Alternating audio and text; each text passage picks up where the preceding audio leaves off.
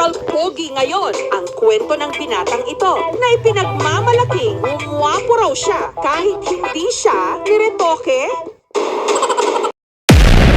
Nung bata ko, tinutokso nila ako. Sinasabi nila, pangit ka, maitim ka, mabaho kiligili mo, may tagyawat ka. Halos tinutokso nila ako. Hindi na nga ako makapasok sa eskwelahan kasi ganun nga, pangit daw ako. At saka ayaw nila akong makita, mga babae, tsaka lang ayaw tumabi sa akin. Mula noon, naging determinado raw siyang i-improve ang kanyang sarili. Yun nga lang, can't afford siyang magpaderma o gumastos para sa mga mamahaling skincare product. Ang sabon na kanyang ginagamit, kung ano na lang daw ang makita sa kanilang banyo.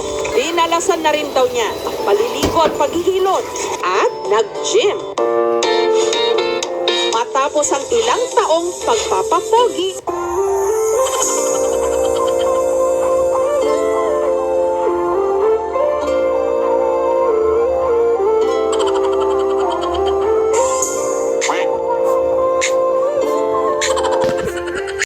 Aray ko!